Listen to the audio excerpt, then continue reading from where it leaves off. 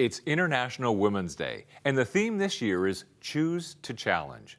On today's episode of See Hear Love, we're choosing to challenge injustice and inequality, and choosing to highlight some amazing women who are paving the way for the next generation in unique ways. That's all coming up. You are seen, you are heard, you are loved by God. You're not alone, you're fully known, you are loved by God. Well, welcome to See Hear Love. I am your host, Melinda, and what a day it is today as we celebrate International Women's Day. In 2017, when I launched See Hear Love, we launched it on this day because I thought it was important that we celebrate the achievements of women around the world. And this year, the theme is I choose to challenge. I choose to challenge inequity, inequality, and injustice. And that's my heart today as well, and for See Hear Love, that we choose kindness, that we choose to stand up against racism and inequality, that we choose to celebrate women, that we choose to amplify voices, to listen and learn to diverse voices across Canada and the world, and that we choose kindness and that we choose Jesus. So today, the show is all about choosing to celebrate and highlight women, to listen to their stories and insights. Are you ready? I am. Let's celebrate International Women's Day today.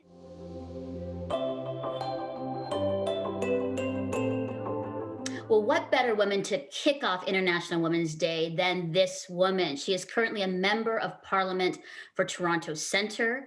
She was a former co-host of The Social, a women's talk show, and former news anchor of Canada AM for 15 years, the first Black woman in Canada to co-host a morning news show. She was nominated for a Canadian Screen Award in the category of Best Talk Show Host for her work on Canada AM. Decades of award-winning journalism and television hosting.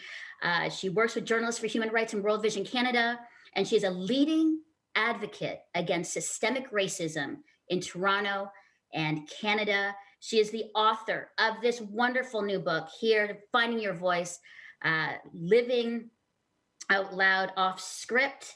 She lives in Toronto with her two kids, Blaze and Dash. It is the formidable Marci Ien. Welcome to the show, Marcy. Hi, Melinda. I'm so happy to be with you. How are you doing? Well, so well. Better that you're here with me as we celebrate International Women's Day. Marcy, I just want to start off right away.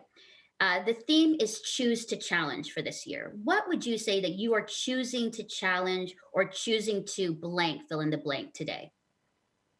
I'm choosing to challenge our collective lack of empathy. I think if we had more kindness in this world, if we chose to really look at others and understand others, we'd be a lot better off. I love that. That is beautiful. The kindness piece, I know, is something that has really resonated. It's been a thread in your life story, and we're going to talk more about kindness. But your life story is incredible. I couldn't put down your book. I mean, there's so many parts of your story, Marcy, that I resonated with, from being a shoe maven. Now, not necessarily to carrying the Olympic torch. I have not done that. You covering our Raptors NBA championship, your stories of love for your sister, your granny, your mom, your friendships. But what I did, Marcy, is I pulled out some moments in your story that resonated with me, but also I think were pivotal for you, and I think will really resonate with a lot of young women that are watching and listening today. So, page 18, you talk about your major accident on a Toronto highway with your driver, Dom. You said you felt fortunate to be alive, that there was a deeper meaning, but your voice still needed to be heard. How important was that moment after a major trauma and crisis happened in your life? Really, I was fortunate, and Dom was fortunate to make it through that accident. And people say all the time, Melinda, after they have a major life event, I've got to change. I've got to do things differently. I've been given another chance. And I really felt that way.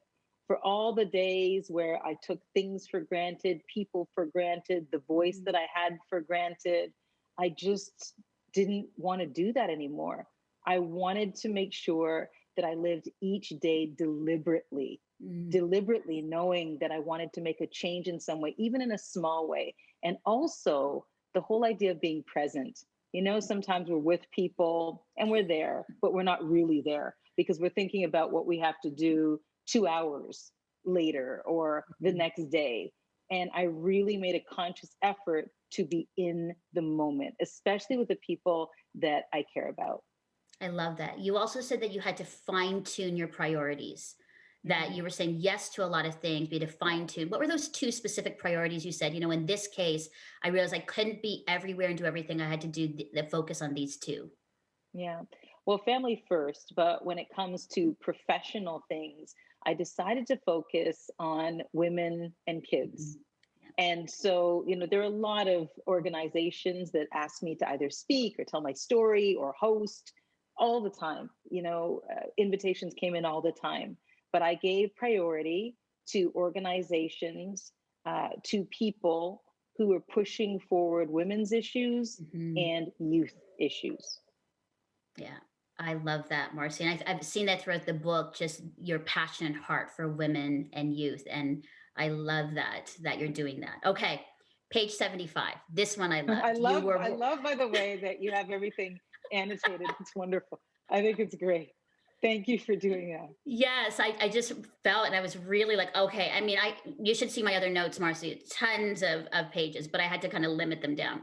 So page 75, you're working in Hamilton, Ontario, in a TV station. You decide to make a brave step, even though you were scared, to another TV station in Halifax, Nova Scotia. And I love this, when you called Henry, who was the one who took a chance on you, he said, quote, "It's not all about what you are now, Marcy. It's what I believe you'll become." How important was that statement for you and your life at that time? It was huge. This was the president of CTV News, national newscast, saying to me that I see you, kid. I see talent. I see what it takes to make it in this business. And he called me his draft pick. And I thought that was amazing because what that meant was he was willing to guide me. He was willing to mentor me. He was willing to be my coach. And he was. You know, I would get notes from Henry after filing a piece saying, this was great, maybe improve on this. We had that kind of relationship and we're able to have those conversations. Henry Kowalski was pivotal. Did I say pivotal? In my career, and even more so my confidence, you know, where I believed that I could actually do this and do it well because he believed in me. And he had such an exemplary career as a reporter and producer, and now the head of our news division at the time, that I believed him. And he challenged me as well, too, you know, challenged me to move forward. He's just an amazing, amazing man. I think, Marcy, every person needs to hear that. It's not what you are now, like in the rough kind of like place, but it's what I believe you'll become. I think that resonates with me because that's what I hope I say and do for other young women that are sort of next generation millennials, that I would say that as well to them. I think that's the mentorship piece. Yes. Yeah. It's definitely the mentorship piece. Yeah, I love that. Thank you, Henry. We need more Henrys in the world. We need more Henrys in the world. All right. Page 31. Of course, Marcy, we could not miss this. You starring in the children's TV show Circle Square, which was a production of Crossroads Christian Communications, which is the same as See Hear Love, is a production of Crossroads Christian Communications. So I love that connection. But I want to talk about why this experience, you know, starring in this, you know, kid youth show was so formative and influential in three of the areas of your life I want to get to. Your own self as a young woman, your career, and your faith. So let's start with just your own self as a young woman. Why was that so formative and influential for you, that experience? Well, in the early years, it taught me the importance of team. It provided a family outside of my family. Oftentimes, you know, I spent more time with the kids on the show than I did my own family, between taping and the recordings of music that we did, and even going away to film. Spent a lot of time together. So it was bonding and friendships, lifelong friendships that were established. So that was amazing. But Mhm. also to use my voice and to use it with confidence. I look back and I think, my goodness, it prepared me so well for my future career. I knew how to wake up early in the morning. We had early calls for Circle Square, and those early calls, you know, 30 years later, were the calls I was doing for Canada AM. But Mhm. really, it was teamwork. It was teamwork and a lot of mentorship on that show too.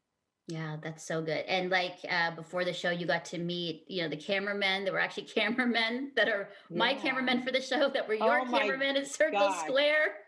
So amazing. And they'll tell you, it was family. We were all in it together. Mhm. And everybody on the show, so, so very special. And what a thrill to meet the guys before the show as well.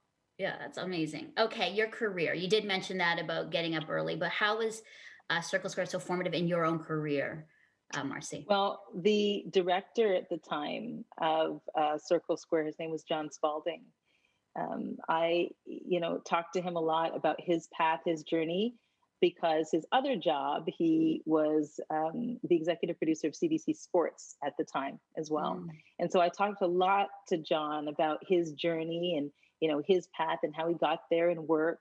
And when it came time for me to apply to university, and I was applying to Ryerson's Radio and Television Arts program, John, sat down and he wrote a letter. And we had to have letters at that time that went along with our Mm. applications in order to apply.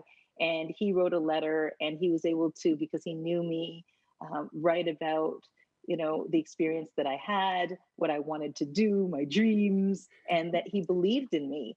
So that really was the start, because it got me into the school that gave me the skills that led to the jobs. Wow, So there was that. amazing. Listening to your life, Marcy, it's like mine. It took people to really see us, to mentor us, to help us to get where Yes, we are today. And I'm yes. so thankful for personally for me for those people who saw that you're rough now, but I see what you're going to become, and I believe Mhm. in you. I'm going to help you. That's I think that's what it's all about. In helping and mentoring. Yeah, you're so right, Melinda. That's exactly what it's all about. And I had a lot of that, in the early stages, really early stages of my career, but then kind of didn't have anybody that looked like me, that could relate to my Mhm. experiences. And so, sometimes it was a very lonely ride. Yeah, yeah. No, I get that. I get that, Marcy. For your faith, this show. In the book, you talk a lot about, that you had some life lessons and things, but how was this experience also formative and influential for your own faith in God? Well, God puts us in the places that we need to be. And when I look at my life, I look at it as, maybe one experience to another. But when I really look at it, I realize that God has very much been at work, Hmm. majorly at work, and helping to put things in place that I couldn't have put in place myself. And I Yeah. am forever grateful. I really am an example of what God can do. Mm. I'm in an industry where I had no prior connections. I didn't have people that could help me or put me in places or give me certain experiences. I just really had to work hard and do the best that I could. And there were obviously amazing people along the way, like Henry, but my professional life and personal life too, but we're talking about profession here, really is an example of what God can do. Mm. I love that, Marcy. Thanks for sharing that. In one of your chapters, a conversation with my son. Oh, and I'm telling you, through this book, Marcy, like I cried. I tears just in the emotion and the experience. As you had to talk to your son about being a black boy in Canada and what that would mean, and when a police officer stops you, and at the very end of that chapter, you say, "Above all else, stand." And Mhm. I think, can we see that, or is that backwards? I don't know. But I Yeah, have a I see women's that. group, Marcy, that we meet, and I was sharing with them a little while ago about stand. and it comes from, the verse, and I don't know if this was intentional for you, but from Ephesians 6:13, where you put on the full armor of God, so when evil comes, you are prepared and you do everything to stand. And then in the scripture it goes comma, to stand. It's like an affirmative. You stand, and then you keep standing even when things are at you. And so we actually, I spoke to the women's group and was sharing about that, to stand. And so my girlfriend then did this like 3D cutout, and we all now have these in our office, to say, when things are hard, as you're leading, as you're doing your media work, you continue to stand. How I love important that. for you is stand? Because when I saw that at the end of that chapter to your son, I was like, oh, my heart, that you had to have the conversation.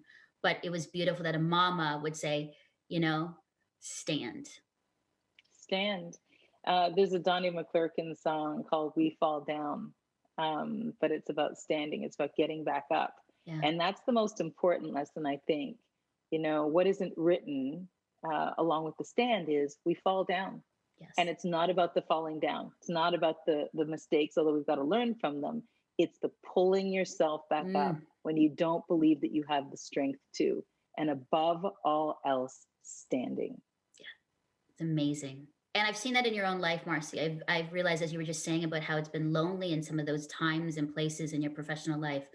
But as I read through your story, you continually got up. Now, sometimes it took a bit, it was hard. And like me, then we would stand, but it was always about that picking yourself up and standing to embrace another day, to continue to be a mama, to do the work that you're called to do, to be better at your craft. So I so appreciate your example of stand.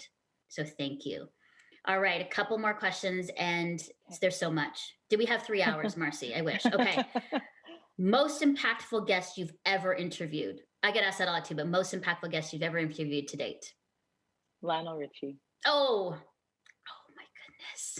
I love Lionel Richie. Lionel Richie. Absolutely. Lionel is amazing. And we met a couple of times. The first time that we met, I was pregnant with my daughter, Blaze. And I was in the makeup room at CTV. He was passing through. He was going to perform. And I explained to him that I had another show to do, so I wouldn't be able to see his performance. And we talked for a little bit. And one of my colleagues took a quick picture of us. And I wished him well, told him I was a huge fan. And that was that. 7 years later, I had just had my son, Dash.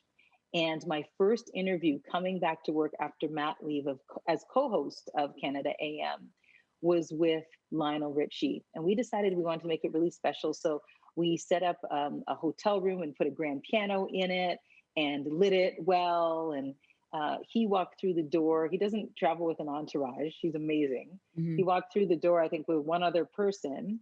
And he said, "Marcy, good to see you again." Wow. And then he said, "What did you have?" Meaning Blaze 7 years prior. And I was completely taken aback.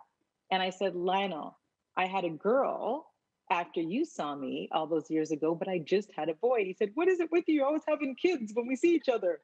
And that's how it started. But it's his kindness. He knew, he asked, the camera people their name, audio, my producer, and remembered the names, asked them about their families. It wasn't just, banal conversation. He cared, and he was lovely. But the other part is that he was one of those people, and it's rare, especially in the entertainment field, who said, "Ask me whatever you want, no holds barred." So I did. And we talked about everything from civil rights to the breakdown of his marriage, to his new one, to his kids, his failures as he saw it as a father, how he's, trying to make up that time now with his grandkids. We just talked about everything. Growing up in Tuskegee, Alabama, and seeing Black excellence as normal, and how his perspective on the world was quite different from everything else that was going on in the civil rights era. It was very, very interesting. But we must have chatted for a good hour and a half. It was hard to cut down that interview because he was amazing. So impactful for me because of his kindness, because of his heart, and because of his openness. Yeah, I love that. I wish more people were like that, kind, and open and remembering people. Like clearly it Oh my wasn't just like you were just gosh. another person, Marcy, but he actually No. saw you and remembered. And that's a beautiful thing. That's amazing. I love that story. Okay. Wow, this is big. Most impactful news story that you've ever reported on. I have a guess, but I'm going to see what you say. I know there's a lot. Okay. Well, we'll see. Well, there's two. Okay. The Swiss air crash at Mhm. Peggy's Cove, Nova Scotia, really impacted me because, frankly, it was hard for me to cover that kind of tragedy. Talking to family members who were so distraught, and rightly so, at losing, their family, Mm. covering the investigation and family at the same time. And it was a very, very long story as far as the investigation went and keeping track of everything and family, just all of it. It was nonstop reporting. Wow. But the other is the high school shooting at Dene High School in La Lâche, Saskatchewan, and impactful for different reasons because, the kids there, the administration at Dene, they're now like family to me. We are linked forever because I couldn't get that story out of my mind and wanted to help. And that is a story in itself. Yeah, everybody needs to get the book to read more of that story. And I think what really, actually, this is what I cried at. That you brought the young people to the social and you let them speak. And one of the young men said that they didn't feel they'd been heard.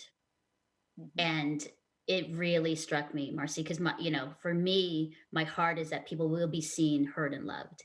And you ensured that they'd be heard, that their needs were heard, that you brought people, the prime minister, the Raptors, like so that they were seen, that they mattered. And I think that's so key. I think that's your heart too, that you want to ensure that people know they're seen, they're heard and loved, and they matter and are valued.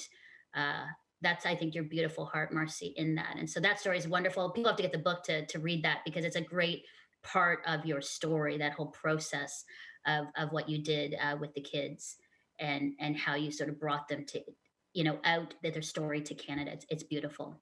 And I knew that was the one you were going to pick. Yeah. The Swiss air crash taught me a lot. It taught me a lot about reporting with empathy and not losing that empathy. Mhm. But Dene is my heart. Dene is Yeah. where I went outside and beyond, the realms of my profession and just wanted to help, wanted to make change. And when a story breaks and is headline news for weeks, that it's just that it's a story. Everybody flocks to the place to cover the story and then leaves. Mhm. And the kids said time and time again, Canada forgot about us. There are still bullet holes where the shooter shot his way through the front of the school, through the front door. They're still there. They're reminders to us every day. We are not in a great place mentally, and Canada has forgotten. And I wanted to make sure, as you said, Melinda, that they had a voice and that people could hear and see their pain. Yeah. Fantastic. And you did just that, Marcy. It was wonderful. All right. Marcy, advice to me as a Filipino woman hosting a Christian women's talk show. What would you challenge me to do, and encouragement to me as a woman host, a woman of color? Authenticity. Never be afraid to use your voice and use it well. And when I say that, speak to your lived experiences, Melinda. I did that a lot on the social. I didn't do it as much as a newscaster because I couldn't. I had to be neutral. I wasn't meant to insert my opinion and my life experiences here and there, but with the social, I most definitely did. And what I found was that impacted people. There are people looking at you who you are inspiring, and they want you to be you so that Canada and the world sees you, because by seeing you, they're seen. And so you're trailblazing. Keep blazing those trails, keep speaking up and speaking out. The kids that I call them kids, but they're not. But the young people that I've mentored through the years, I've said, speak up sooner. use your voice in a way I didn't when I was younger. I found my voice or used it more later. Use it now. So I tell you to use it now and consistently use it. Stand up for injustice, speak your truth, and you'll inspire. You'll continue to inspire.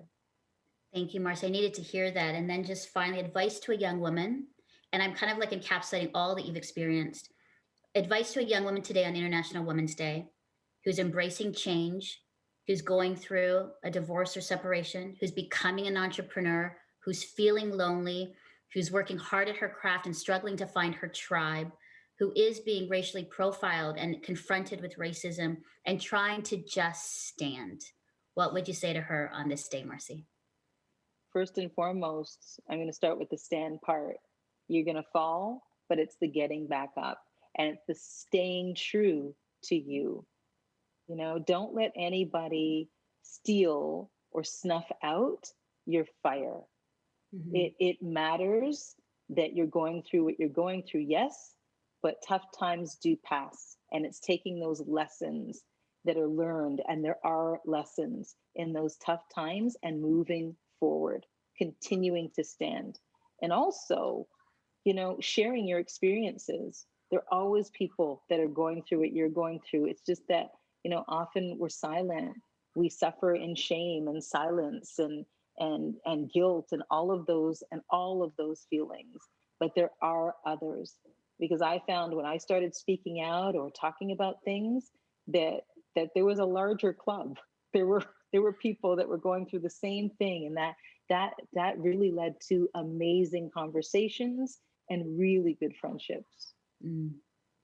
Marci Ien, thank you so much. Everybody needs to go and get your book, Off Script Living Out Loud. Wonderful stories. And thank you, Marcy, so much for your life, for sharing your story, for your kindness and authenticity to us here in Canada, around the world. And happy International Women's Day to you. An amazing woman, Marci Ien. Thank you so much.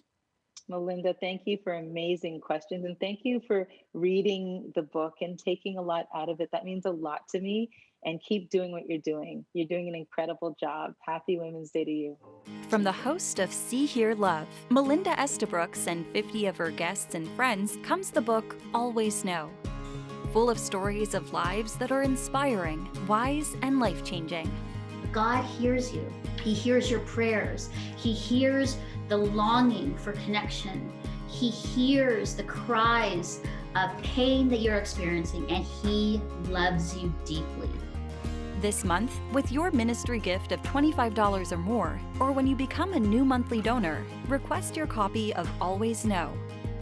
It is a collection of stories to help you today in the things that you're struggling with, the things that you are confronted with. And I know that these stories will encourage you. Call 1-800-265-3100 or visit seehearlove.com/alwaysknow and request your copy. See Hear Love is where you are. Find our hopeful and inspiring faith stories on your favorite platform and encouraging content daily on Instagram and Facebook. To learn more and stay updated, sign up for our newsletter on seehearlove.com. Well, I'm with Dr. Marjorie Kerr, President and Vice Chancellor of Tyndale University, which we absolutely love. Tyndale University. I attended Tyndale. My dad did. My husband did. So there's a great, strong love connection with Tyndale University. And so, Dr. Kerr, Marjorie, welcome to the show. Thank you very much. And thank you for the invitation. Delighted to be here. Yes. Marjorie, I just wanted to, because this is International Women's Day, and the theme for 2021 is #choose to challenge. So my question for you is, what would you say you are choosing to challenge, or how are you choosing to make a difference today? And when we say today, right now. Yeah, thank you for that question. If I can go back, in preparing for today, I did go back and look at the International Women's Day website just to see what they had to say about themselves. And along with that Choose to Challenge theme, they have an interesting statement that says, a challenged world is an alert world, and change follows from that awareness, or challenge leads to change. that sentence intrigued me. And it really connected within the way I think about my role at Tyndale and what Tyndale's doing, because these are not just women's issues, as they have sometimes been dismissed as. These are global issues, and it involves all of us to meet the needs and realities, not just women. And so when I think about Tyndale University, we are here and we strive to engage the minds, the hearts, and the character of men and women who are engaging in a journey to serve the church and the world for God. And doing that, we educate our students to engage in culture, to be part of the discussions of the day, thoughtfully and respectfully, to participate in ways that build bridges and move the discussions forward. And along the way, our students, past and present, and those they influence, I believe, have the opportunity to shape how the possibilities and opportunities they see for themselves in their future professions, vocation, but also with their interactions with others. And so in that way, I think one of the things that we have the opportunity to participate in is shaping a generation of students who in turn shape generations around them. And it goes from there. Wow, that's great. And as a woman, Marjorie, to get where you are today, I think for us, women who are saying, wow, a president of a major university in Toronto, that's big. And we're proud of you and cheering you on for that. But what would you say were some of the maybe one or two key lessons or things that got you to where you are as a leader in this education sector? It's an interesting question. I would say a couple of things is that I don't think any leader truly attains everything just on their own hard effort. Of course, it takes work and effort and focus, but like many leaders, I have had significant people speak into my life along the way, women and men leaders alike, who have influenced me, who have encouraged me, who have just chatted with me about opportunities and how some things could unfold. So that, along with all the preparation we do professionally and educationally and opportunities that we respond to.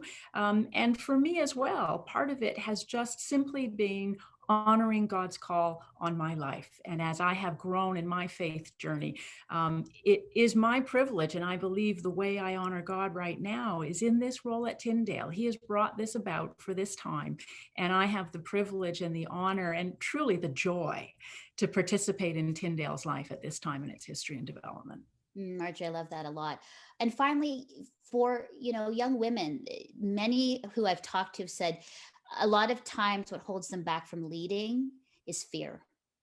And so we're always talking about stepping in courage and in faith. What are your thoughts about that? If somebody is saying, I know I'm supposed to go there, I know I'm supposed to lead there, speak up, but I am afraid, what would you say to them? Acknowledge your fear, own it.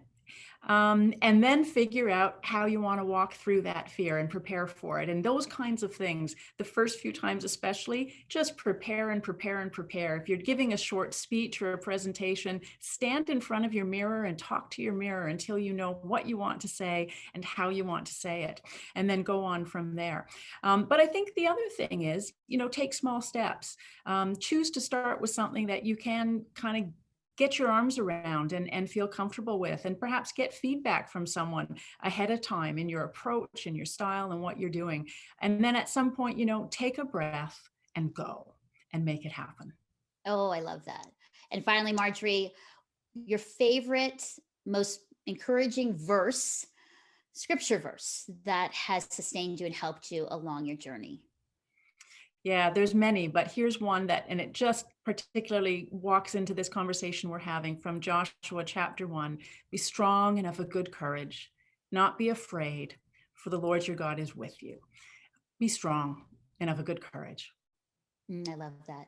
Well, Dr. Marjorie Kerr, thank you so much for being with us here on See Hear Love. We are so thankful that you are leading next generation in education and in equipping them to be on the front lines in marketplace, in ministry. Grateful for you and for Tyndale University.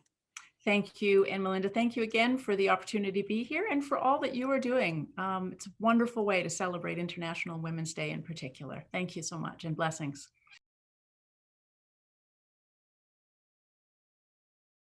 Well, we couldn't have International Women's Day without four incredible women, trailblazers, advocates, and just really good friends. So I am so excited that we have back with us co-host Cheryl Nembhard, social justice advocate, should I go on, author, podcaster, speaker. Cheryl, welcome. It's so good to see you here. Happy International Women's Day, guys. Let's go. Yes, let's go. Joanna la Fleur, co-host, Bible teacher, digital communications expert, podcaster. Joanna, welcome. Happy International Women's Day. Yay. Great to see everybody.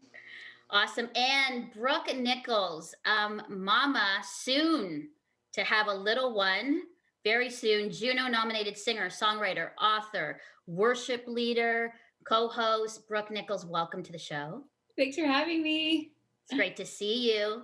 And a very special guest, Melissa McEachern, COO and Chief Content Officer of Crossroads Christian Communications. Melissa, welcome. It's good to have you with us today. I am honored to just be amongst you and someone who's been more behind the scenes and really cheering you guys on See Hear Love. It's an honor to be here today and join you. Awesome. Well, all right. Women, incredible women. International Women's Day is all about hand up, hashtag choose to challenge. That's what this year's theme is. So right off the top, Cheryl, what are you choosing to challenge, or you choose to blank today? I choose to be a voice for the voiceless, and I choose to challenge injustice of any kind in wherever and anywhere I can see and find it. Awesome. Terrific. Joanna, you choose to challenge? The first thing that comes to mind for me is what it looks like to be a single woman in the 21st century. Yeah. Excellent. Thanks, Joe. Brooke, for you, you choose to? Yeah, I choose to empower young women because I remember when I was a younger woman, I didn't have anybody to look up to, and so I choose to be that person for other young women. Fantastic. And Melissa, you're choosing to challenge or choosing to? Choosing to challenge removing roadblocks that often come in the way of young leaders and choosing to say, I want to take those down and pave a way and make a way for young creatives and young leaders to thrive. Incredible. I love all the diverse responses and can't wait to hear more from you. So Cheryl and Brooke, I want to ask you this question specifically because that's what you actually said within your choosing to challenge. How are you today being a voice for women who don't feel seen, heard, and loved, that are marginalized or oppressed? How are you using your voice and your life to support them? Brooke, let's start with you. Yeah, I think there's a lot of young women out there that are, truthfully, we all have our own insecurities and we don't really know where to start, where to begin, who to look to.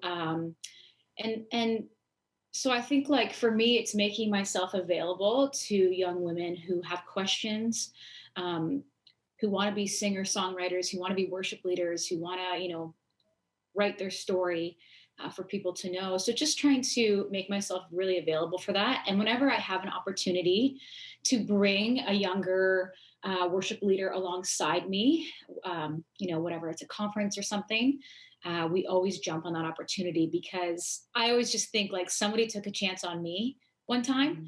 And, I want to be able to do that for somebody else. Yeah. I think a lot of us, for our own experience, people took a chance on us and saw us and gave us an opportunity. And that's why we're here today. Absolutely. And we all deserve a chance, right? And if we keep our thing to ourselves, that's we're not allowing God to use us in the best way that he possibly can. So when we live open-handedly with our gifts and our talents and allow other people to come alongside us, it's a better place. Yeah, absolutely. It's great. Thanks, Brooke. Cheryl, for you, how you are using your voice to ensure that young women are seen, heard, and loved? A combination of a couple of things. One is serving in areas that really pull my heart, areas for marginalized girls, sex traffic prevention, at-risk youth coming up. So I serve in as many areas as I can, to be a light, to be a force for good. Um, Also challenging, speaking truth to power, shattering glass ceilings, rejecting, patriarchy and all of that, and misogyny and all of that. Like, just speaking up, I feel gives permission to many other women that are watching and modeling as well. I do a lot of coaching. I coach adult women, helping them not find their voice, because we've always had it. Can't stand that phrase, but amplify the voice that they have. And then a lot of mentoring. I mentor a ton of young women, and I do shadowing. I love to have them join me whenever I speak, teach, and any of the film stuff that I do, like Brooke, just trying to give gifted people a space to shine. But I feel that it just looks like modeling and living it out. I think that's one of the easiest things all of us can do for someone that's maybe not doing all the things. Just by modeling out that brave boldness, we give permission to others. Yeah, that's great. So for both you and Brooke, it's this modeling and it's example, it's amplifying voices, being really intentional about seeking those women out or opening yourself up to for them, for young women to come to you and say, hey, I need some help, your advice. I love that. Thank you, Brooke and Cheryl. Okay, Joanna and Melissa, we're celebrating today the accomplishments of women, and choosing to challenge against inequality and inequity. But with that in mind, we are all for empowering women, but I also believe it's very important that women and men work together, that we partner together to achieve great things, to achieve things that are needed in the world. Joe, what would you say for yourself, how you are partnering well with men, or encouragement for women on how we can partner well with men to work together well?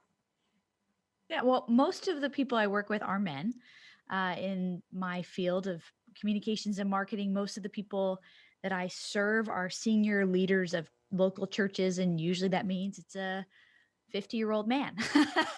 And so it's really a privilege to serve. And I think the number one thing I try to do is just be good at what I do, that gender is not a part of the conversation, because I'm just going to be excellent at what I bring to the table. And so it's sort of, I try to make it a non-issue. But I do think there are some things that we can understand sociologically that happen, that when women speak a certain way or offer themselves in a certain way into a meeting, there can be some pushback against that, like, oh, that person, like, she's being too bossy or she's being too aggressive. And so I think in some ways it's just to not be naive, to maybe do some reading on how women are being perceived in group settings, so that not that you can fix how that happens in the world, but you can be aware of it. So if it happens, you can understand that it's not just happening to you, it's a thing in the air. And so we can try to work against it in our own work environment. Mhm. That's good. That's some good advice, Joe. Thank you. Melissa, for you, working and partnering with men to achieve great things together. I think for me, I'm often want to see people through the lens that God has. So God has created every single one of us. And I'm learning a lot about who are the voices around the table, and making sure that those voices are being heard. And I think men and women have a voice at the table. And so how do we see each other through the lens that God has created each one of us? And I think he's designed men and women so differently. And there's a reason for that.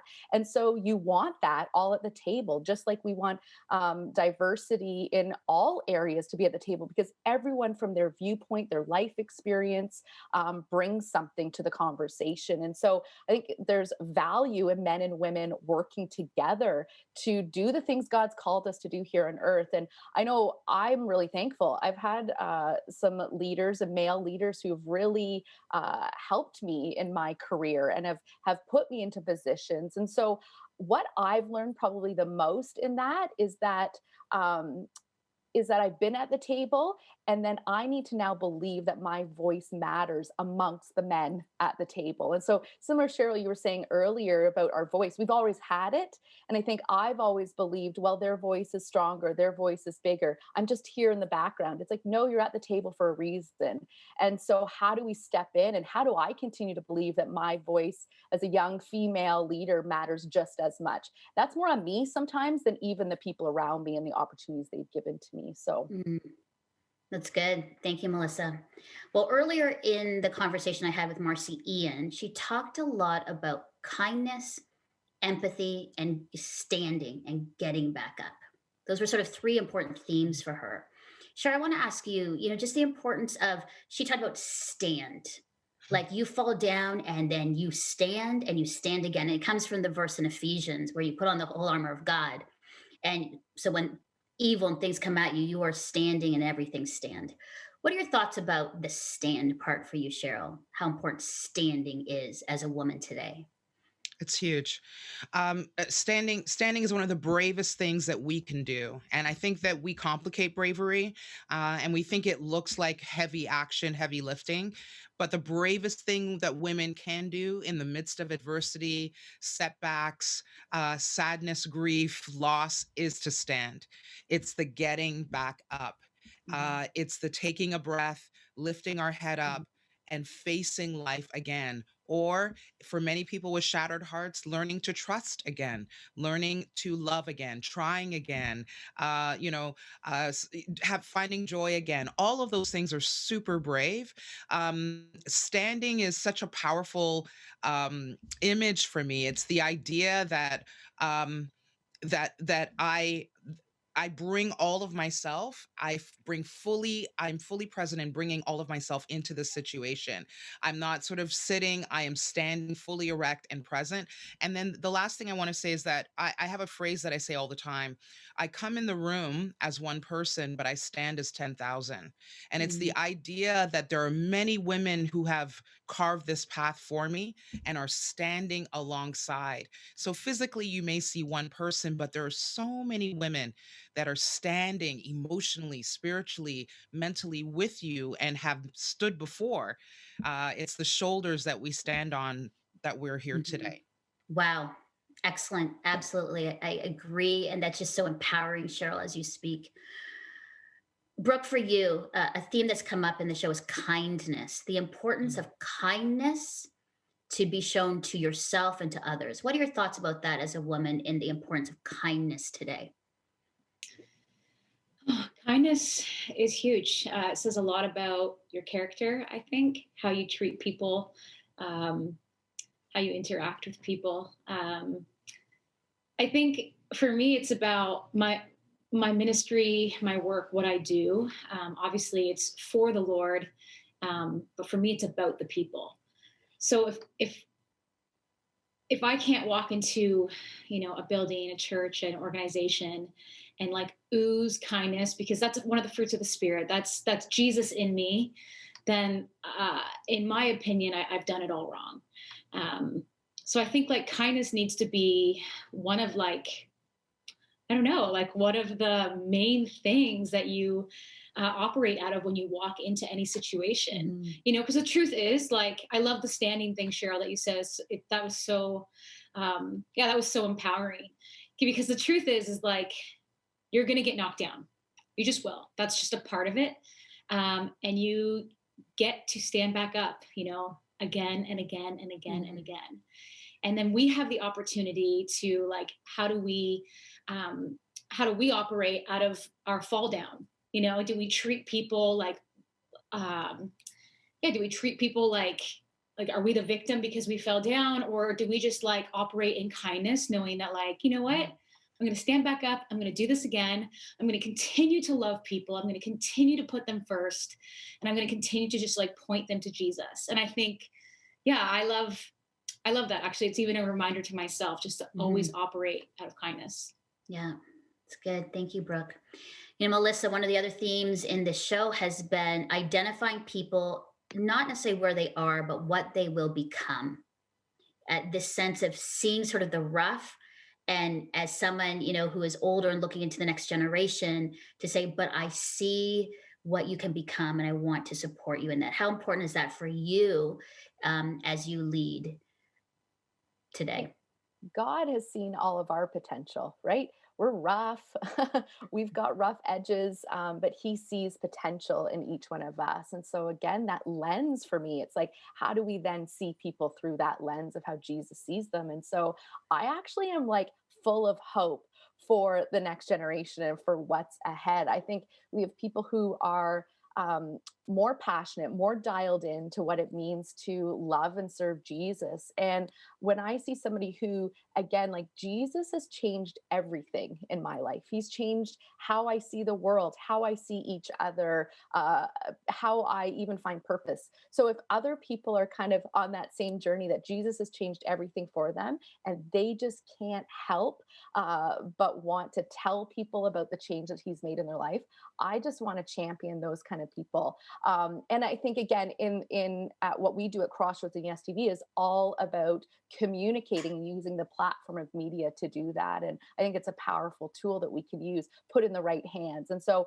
much of it is media training, but it's also character, it's leadership. I always challenge young leaders too. It's your why. Why are you doing this? Is this because you want more likes, more followers, whatever it is? What's your why? And the why has to drive us every single day.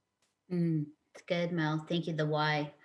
And for Joanna, for you, one of the things that we have also talked about throughout the show is how to respond when you're faced with a crisis, when something hard or traumatic happens in your life, and that you have a choice of either uh, saying this is something that's going to change me and sort of refocus me onto something that's important or not. What would you say to that as a woman, to say we are going to come across crisis and hardship and pain? What's your advice as a woman today on how we deal with it, how we should live in that space? Yeah, I love what everyone's been saying, and it's talking about supporting one another, togetherness, the fruits of the spirit. I mean, how do we get the fruits of the spirit? How do we become more kind or become love, joy, peace, patience, kindness? All these things is the presence of the Holy Spirit with us. And so when we go through hardship, trial, the greatest comfort, if all else is abandoned, if everybody else leaves us, that God is with us, as close to us as our breath. The Spirit of God is as close as our breath. And so we have this comfort. God says, yeah, we're going to go through all this stuff, but I know in the darkest, hardest, scariest stuff that I've gone through in my life, that if nothing else, knowing that God's presence was with me was such a great comfort.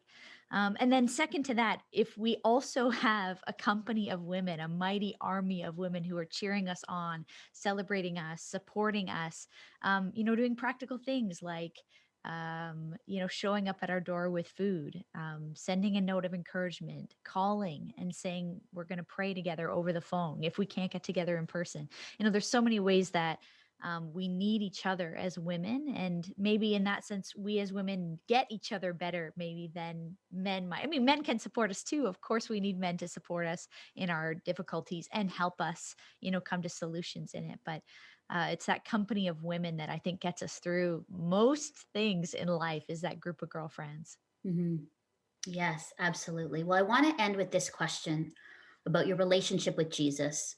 Now, on this International Women's Day, we have chosen to follow Jesus, but I want you to speak into the place of, a young woman who is discouraged, that might not know who Jesus is asking questions.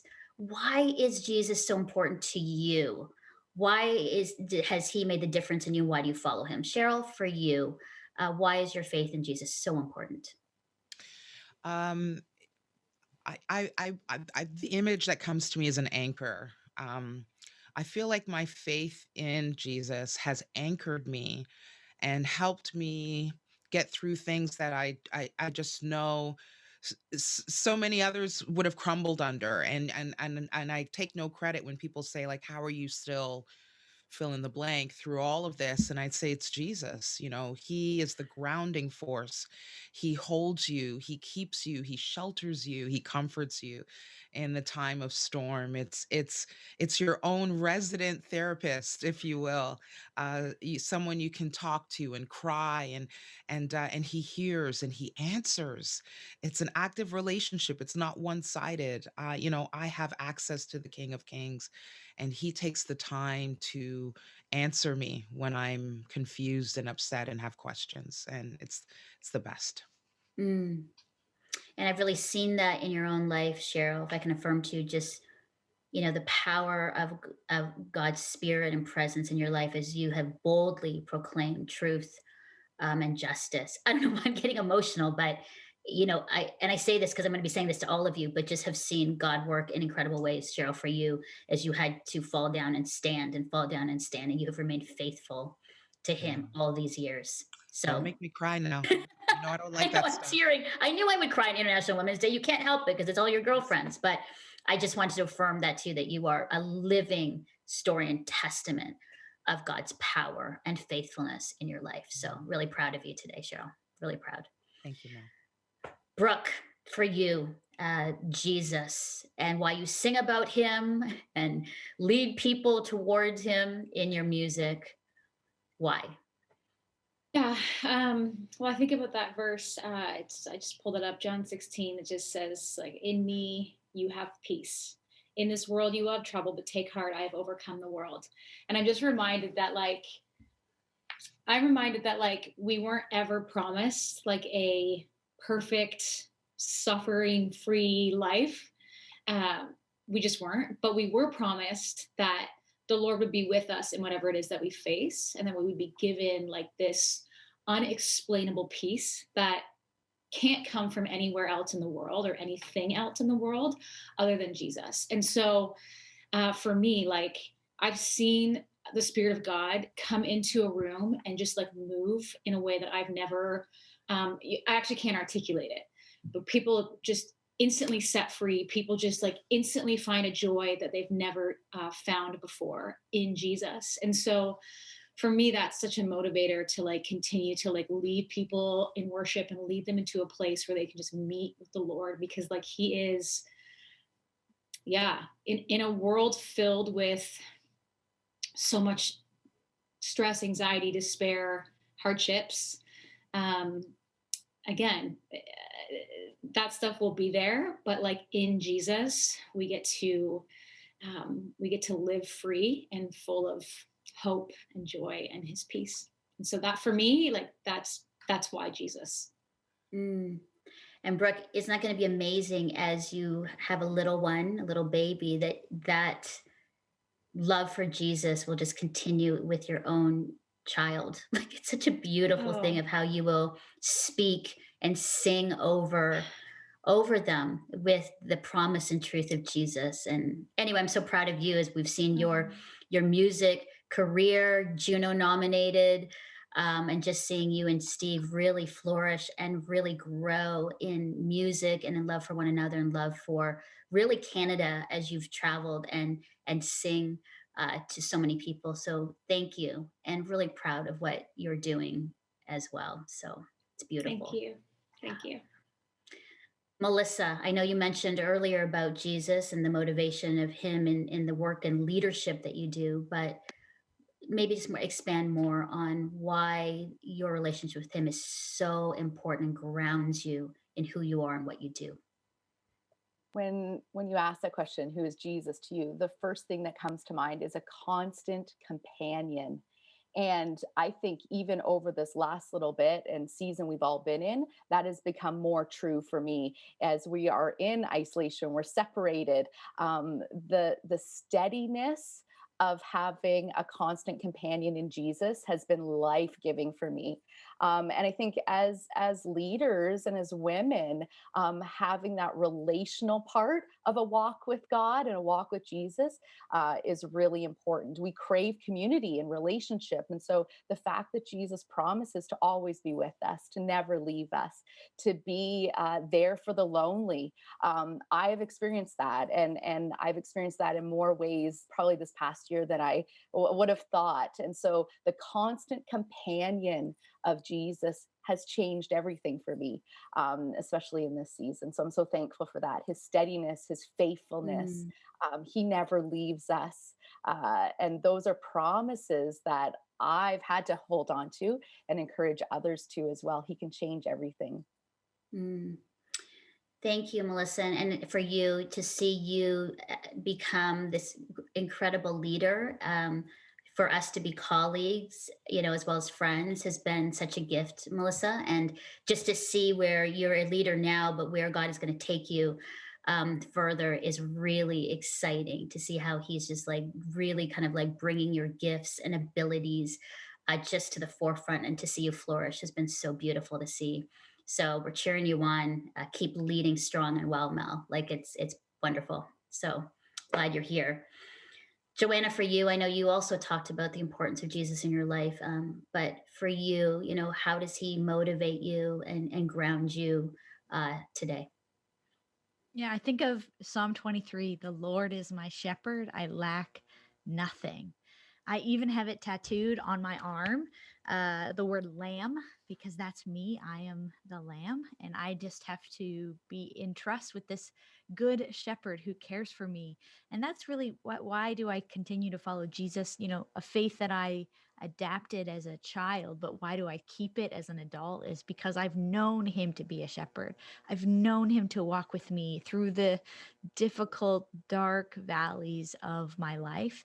And yet also through these like great highs, and like how he has like brought joy and sustenance to me. And so I have this tattoo of lamb on my arm to remind me that like he's caring for me. And I love what they say too, to go back to what I said earlier about how we need as women to stick together, that the only defense that sheep have is to stick together. They don't have teeth, they don't have claws, they don't run very fast, they can't see very good at nighttime.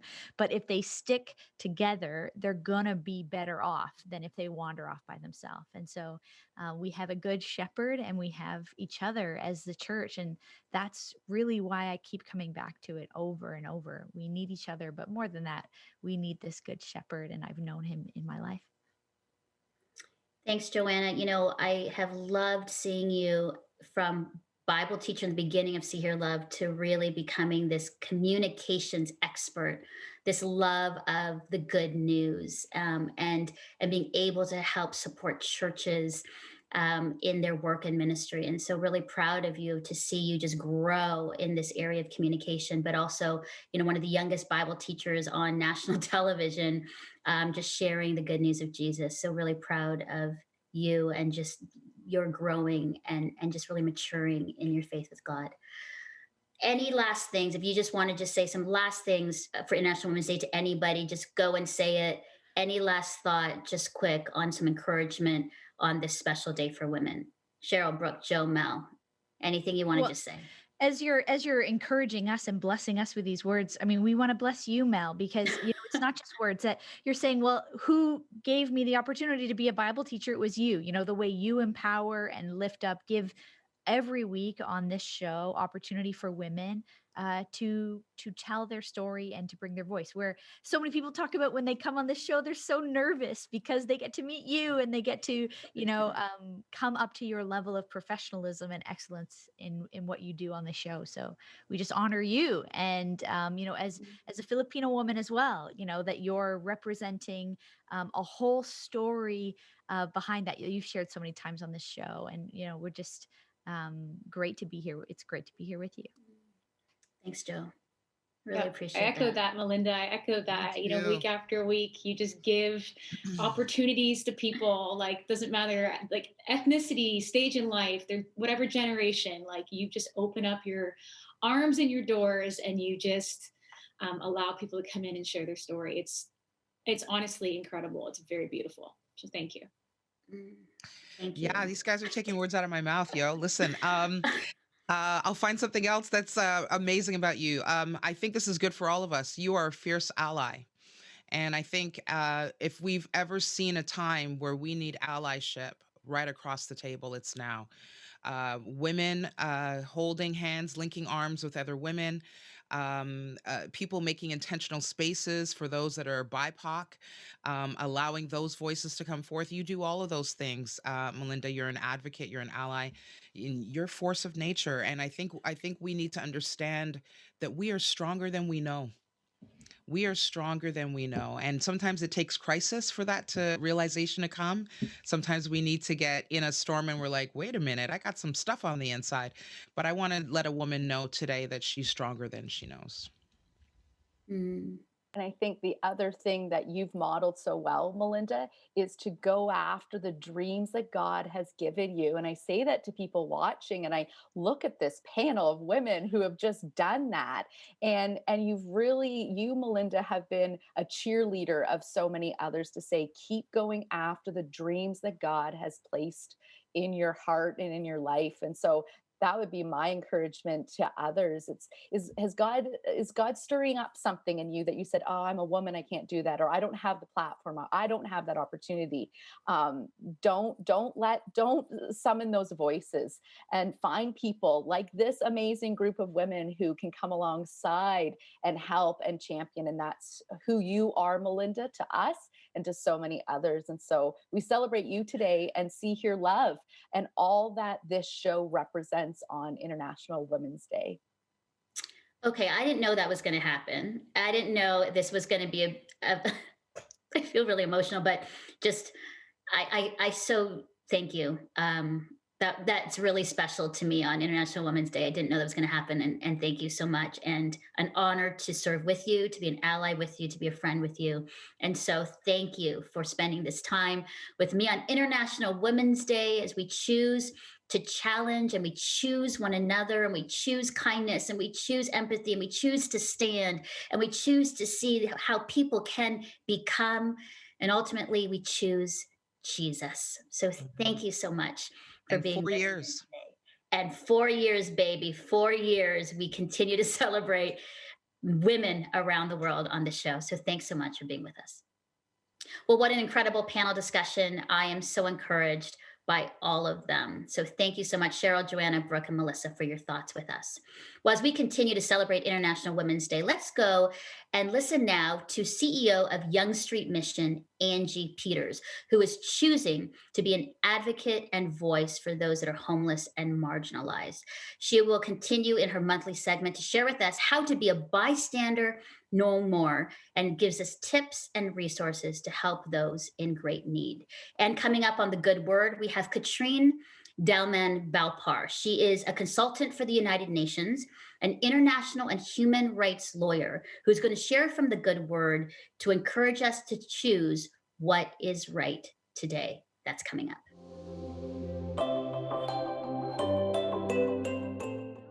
Hey, Melinda, it's great to be back with you and celebrating International Women's Day, thinking about how we can advocate for women everywhere. It's no secret in Toronto that women, specifically single moms and women of color, are two groups that experience the highest degree of poverty in our city today. And they're the largest groups of people experiencing poverty in our city today. And the question is, how do we advocate for them? Well, I want to talk about one particular opportunity that we have as churches to stand in the gap for women, specifically single moms, because their biggest barrier to moving out of poverty is actually access to subsidized daycare. There's simply not enough spots, and it's a 2 to 3 month waiting list. In order to even get on that waiting list, they have to demonstrate that they have either a job which is at least 25 hours a week, or they're enrolled in school for at least 25 hours a week. They get on the waiting list, and it's still 2 to 3 months before they have a place to take their kids. So let me ask you a question. How are you going to keep your job or keep up with your studies if you have no place to take your kids? You're not, right? And that's it. That is the catch-22 that holds over 164,000 moms in our city in poverty. Think of how powerful it would be if our churches could take something we already have, stand in the gap, and resource them to move forward. Well, what's that thing that we already have? Well, it's Sunday school spaces, isn't it? Many, many church buildings have Sunday school spaces, and those spaces look an awful lot like daycares.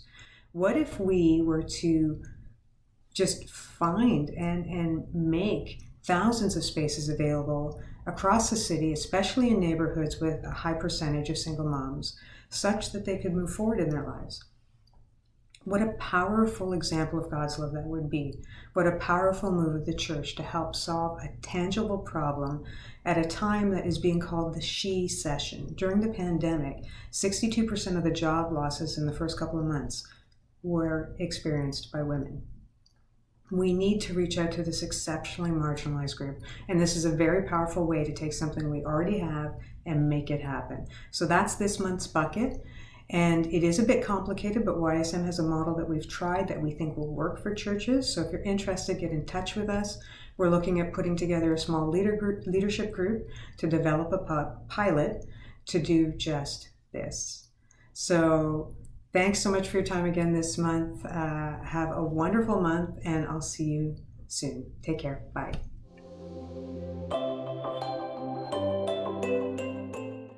Hi, this is Katrine. I'd like to thank Melinda and the team for giving me this opportunity to join our conversation around choices, especially on this day celebrating women. And I find it so interesting that the first, one could argue the ultimate experience of choice, is actually that of the first woman. Eve is in this garden with multiple trees, but two trees are singled out. One is called the tree of life, one is called the tree of the knowledge of good and evil. But God said that eating of this tree would lead to death. So it actually boils down to a choice between life or death. Eve has a choice to make that will have significant consequences, but she seems to not be aware or convinced of the power of her choice. And so she makes a choice that will actually lead to death. She eats from the tree of the knowledge of good and evil. And the stories that follow her choice show the unfolding of consequences, and it is death everywhere, in relationships, in family, in society, in the environment. And we, like Eve, so often are not aware or convinced of the power of our choices, and we make choices that lead to death. But I would like to argue that the story of our choices is actually the story of our trust. The tree of the knowledge of good and evil, what it stands for is who we trust. Who do we trust to determine what is good and what is evil? Do we trust ourselves? Do we trust the voice around us? Or do we trust God? We choose well when we trust well. The story of Eve is a story of redemption in terms of choices, because her name means life. Her name means mother of the living. But she was given that name after she made the choice that led to death. And in our lives, we have made choices that led to death, but we are given renewed chances to choose life. And we will choose life as we choose to trust God. We choose well when we trust well. And I would like to read a scripture out of Deuteronomy chapter 30, verse 19, because it captures and summarizes this so beautifully. So I will close with these words. I have set before you life and death. Therefore choose life, that you and your offspring may live. How? By loving the Lord. By loving the Lord your God, obeying him and holding fast to him. For he is your life and the length of your days.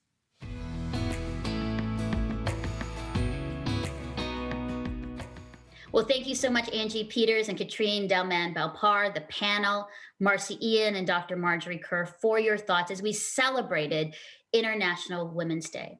Here's my takeaway for today. I choose to challenge and stand up against inequality, inequity, and injustice. I choose as a woman to amplify diverse voices of young women across Canada, to listen, to lean in, and to learn from their stories. I choose to be more kind, empathetic, to stand when I fall down, to stand and get back up.